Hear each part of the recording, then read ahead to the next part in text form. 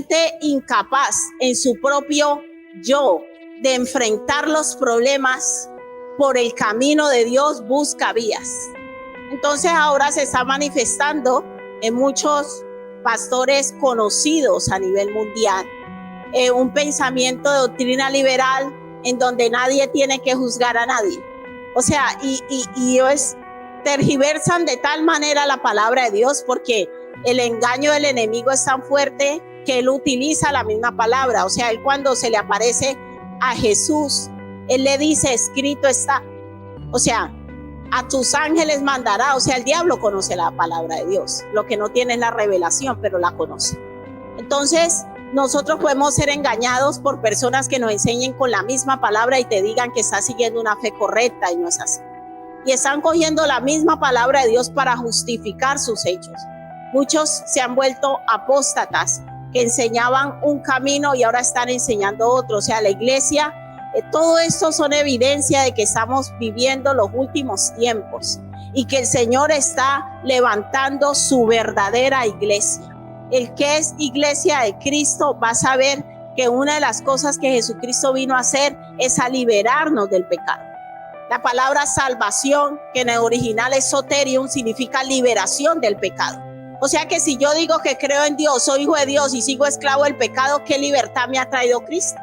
Y si yo estoy predicando un evangelio donde digo comamos y bebamos, que mañana moriremos y que Dios lo entiende todo, porque enseñan solo San Juan 3:16, una distorsión total de lo que es el amor de Dios, porque el amor de Dios se ha manifestado en nosotros de tal manera que nos ha dado el camino de la salvación y de la libertad, pero no nos dice yo morí para que sigan esclavos.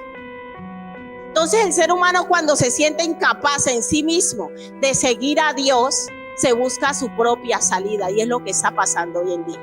Personas, líderes que no han querido, porque seamos honestos, o sea, nosotros sufrimos porque nos cuesta a nosotros renunciar a lo que nos gusta.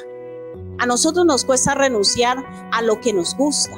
Y cuando nos vemos enfrentados, o Dios o lo que me gusta, es que a mí me gusta Dios, yo creo en Dios, pero más me gusta lo que me gusta. Y esa es la realidad del ser humano. Porque Dios a la final te dice, yo te muestro un camino de salvación, pero en ese camino de salvación debes elegirme a mí, voluntariamente. Y todos nos vemos en esa encrucijada cada día. ¿Qué escojo? ¿Lo que yo quiero o lo que quiere Dios? Lo que yo quiero, lo que quiere Dios. Pero cuando tú no decides escoger lo que Dios quiere, te buscas una excusa. Y dices, no, es que la iglesia, es que el pastor, es que los hermanos. No, en el fondo es que hay una total negación a abandonar el pecado.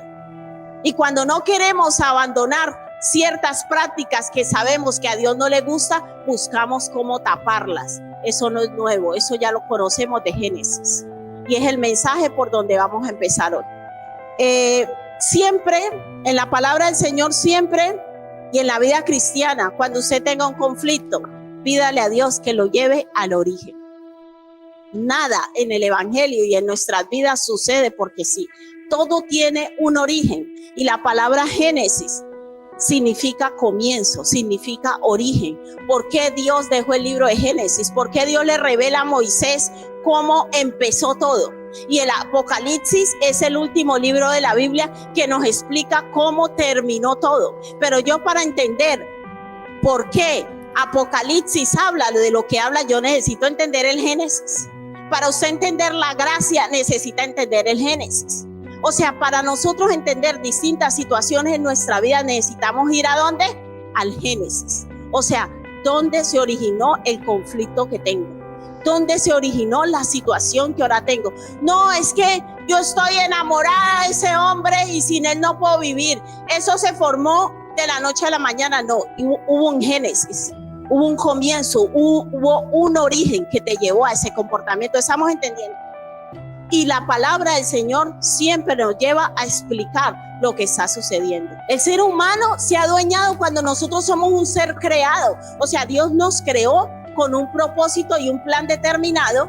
Y después que Dios nos crea, uno le dice a Dios, vea, chaito, que yo sé manejar mi vida solo y no te necesito. Eso es lo que el ser humano ha hecho. Eso es lo que el ser humano ha hecho. Después que Dios lo crea, le dice a Dios que él se sabe gobernar solo. y que no necesita sus mandamientos, que no necesita su guía, que no necesita su dirección. Mira, en el ser humano hay una base de rebeldía tan diabólica, porque el que creó la rebeldía fue Satanás, por cierto, y nosotros le seguimos el ritmo. Y en la rebeldía no es nada más que independizarse de Dios. Decirle a Dios, es que yo lo puedo hacer mejor que tú. Y eso es lo que hemos hecho los seres humanos. Dios nos crea y nos da una serie de normas, pero nosotros le decimos a Dios, no, yo no voy a vivir como tú dices, yo voy a vivir como a mí me da la gana. Mira, para las personas que empiezan la vida cristiana, voy a hacer un paréntesis, es muy importante. Cuando usted empieza la vida cristiana, tener compañerismo cristiano. Porque usted está saliendo de las tinieblas a la luz y su carne, como dice la palabra, el viejo hombre está viciado a los deseos engañosos. Por más que usted crea en Cristo, no es que mañana usted va a ser el más bueno, no, porque su alma, todo su ser está acostumbrado a un estilo de vida. Entonces Dios ha dejado un orden de cómo hacer para que en nosotros se produzca un crecimiento espiritual, pero no. Yo me escucho mis prédicas de internet. Por cierto, no necesito pastor. Hoy en día la gente ya no necesita pastor. Pues entonces, si no necesita pastor, ¿para qué Dios puso un pastor? Hermano, Dios ha diseñado todo tan perfecto para que el ser humano tenga salvación.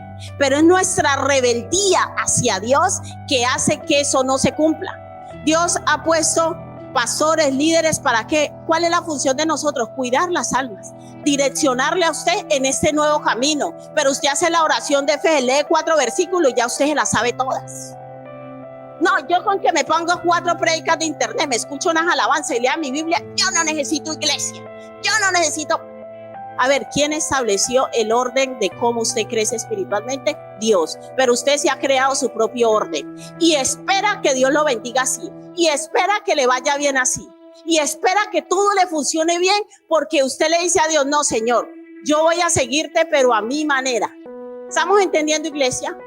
El grado de rebeldía que hay en nosotros. El ser humano hace tiempo se independizó de Dios y quiso tener el gobierno de este planeta. Entonces Génesis 1:1 dice, en el principio creó Dios los cielos y la tierra estaba ¿qué? Desordenada y vacía.